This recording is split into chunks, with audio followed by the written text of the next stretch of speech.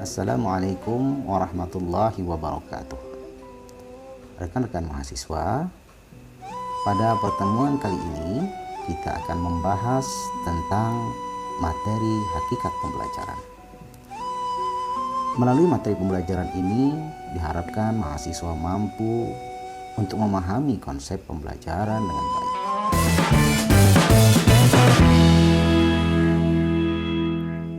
Rekan-rekan mahasiswa, pada prinsipnya pembelajaran itu berkaitan erat dengan belajar. Karena hasil dari belajar akan menjadi tolak ukur proses pembelajaran selanjutnya. Oleh karena itu, untuk memahami konsep pembelajaran, maka kita harus memahami terlebih dahulu makna dari belajar. Dalam percakapan sehari-hari, kita sering mendengar seorang ibu yang mengatakan bahwa anaknya sedang belajar berjalan atau sedang belajar berbicara. Sesekali kita juga mendengar seorang ibu yang kecewa karena walaupun anaknya sudah belajar semalam suntuk, tetapi hasil ujiannya kurang memuaskan.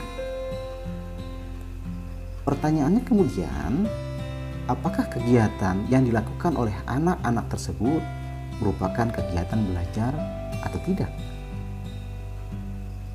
Kemudian, apabila kita melihat seorang siswa sedang asyik membaca buku di perpustakaan, atau sekelompok siswa sedang mengerjakan tugas kelompok, atau seorang siswa sedang memperhatikan penjelasan guru dengan serius, apakah Anda beranggapan bahwa mereka sedang belajar?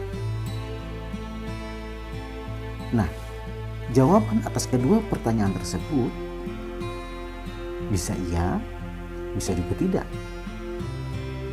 Mengapa demikian? Untuk dapat menyatakan bahwa seseorang telah melakukan belajar atau tidak, kita perlu memahami tentang apa itu belajar dan apa ciri-cirinya untuk menunjukkan bahwa orang tersebut telah belajar. Jadi sebenarnya apa sih belajar itu? Secara sederhana, sebenarnya belajar itu adalah melakukan hal yang sama dengan cara yang berbeda. Saya berikan ilustrasi. Suatu hari, si Budi melewati jalan yang ada lubangnya. Karena dia belum tahu kalau jalan tersebut berlubang, dia pun kemudian terjatuh karena lubang tersebut. Esok harinya, dia lewat lagi di jalan itu, namun kali ini lebih berhati-hati. Karena dia sudah mendapat pengalaman di jalan itu dan ia berhasil lewat dengan selamat. Nah, itulah yang dimaksud dengan belajar. Dia tidak jatuh di lubang yang sama dua kali. Jadi, kalau dia masih jatuh di lubang yang sama dua kali, artinya si Budi belum belajar. Namun agar lebih tepat, ada baiknya kita lihat arti belajar menurut para ahli. Menurut Clifford Thomas Morgan, belajar adalah setiap perubahan yang relatif menetap dalam tingkah laku yang terjadi sebagai suatu hasil dari latihan atau pengalaman.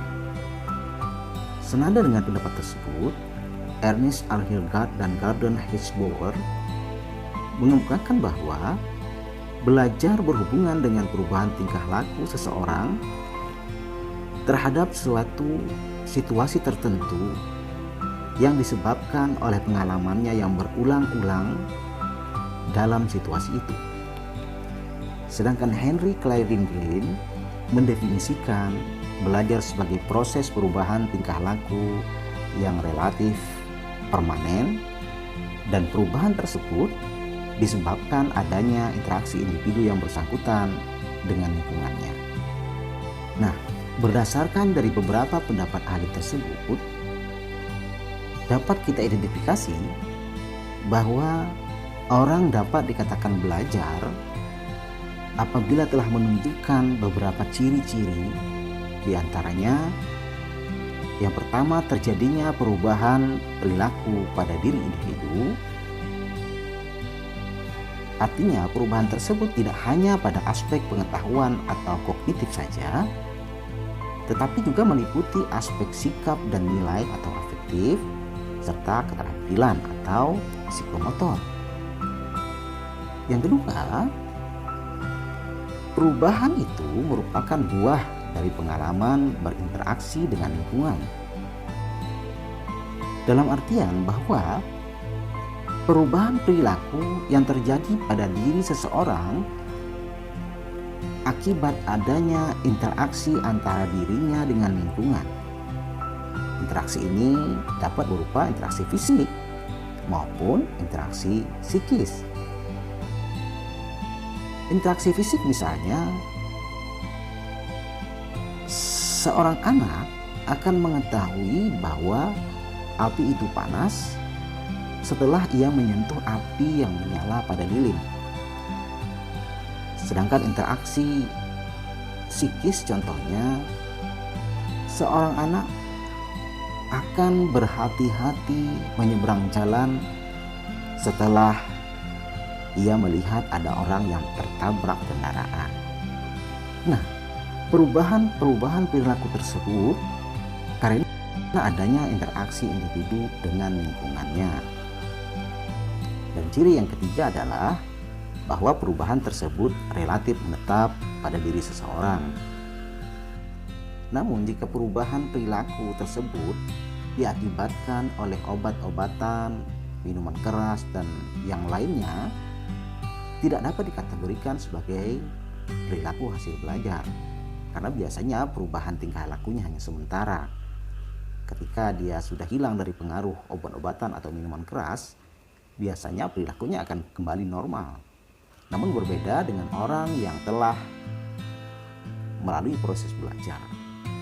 Sebagai contoh, seorang atlet yang dapat melakukan lompat galah melebihi rekor orang lain karena minum obat-obatan terlarang atau doping tidak dapat dikategorikan sebagai hasil belajar. Kenapa? Karena perubahan tersebut tidak bersifat menetap pada diri seseorang. Perubahan perilaku akibat belajar seharusnya bersifat cukup permanen. Nah, setelah kita memahami makna belajar, selanjutnya kita akan mencoba memahami apa makna dari pembelajaran itu sendiri. Secara sederhana, pembelajaran merupakan usaha guru untuk membuat siswa belajar. Dengan artian bahwa dalam pembelajaran, guru harus mampu menciptakan kondisi agar terjadi kegiatan belajar pada siswa. Sedangkan dalam Undang-Undang Nomor 20 Tahun 2003 tentang Sistem Pendidikan Nasional dirumuskan bahwa pembelajaran adalah proses interaksi peserta didik dengan pendidik dan sumber belajar pada suatu lingkungan belajar. Nah, berdasarkan rumusan ini, tugas guru dalam pembelajaran tidak hanya dituntut untuk mampu menciptakan kondisi agar terjadi kegiatan belajar pada diri siswa, tapi juga mengusahakan agar siswa dapat berinteraksi secara aktif dengan berbagai sumber belajar dengan memberikan petunjuk dan pedoman bagaimana seharusnya berinteraksi dengan sumber belajar. Adapun komponen pembelajaran terdiri atas yang pertama, pebelajar. Pebelajar yaitu orang yang sedang belajar atau yang kita kenal dengan peserta didik, baik itu siswa maupun mahasiswa. Yang kedua, ada pembelajar, yaitu orang yang membelajarkan atau yang lebih kita kenal dengan pendidik, baik itu guru, dosen, instruktur maupun wijaiswara. Yang ketiga,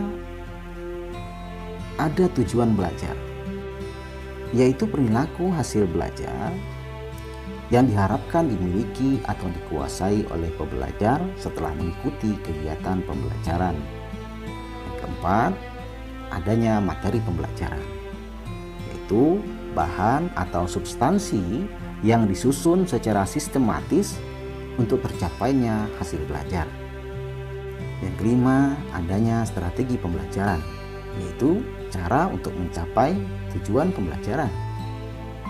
Dan yang keenam, ada media pembelajaran, yaitu segala hal yang dijadikan sebagai saluran penyampai pesan pembelajaran. Yang ketujuh, adanya evaluasi, yaitu proses pengukuran dan penilaian terhadap suatu pembelajaran. Nah, berdasarkan konsep belajar dan pembelajaran tersebut, perbedaan mendasar antara belajar dan pembelajaran sebenarnya terletak pada proses interaksinya, di mana proses belajar dapat dilakukan secara individu tanpa kehadiran guru. Dapat juga dilakukan di mana dan kapan saja, sehingga belajar dapat berlangsung seumur hidup atau long life education.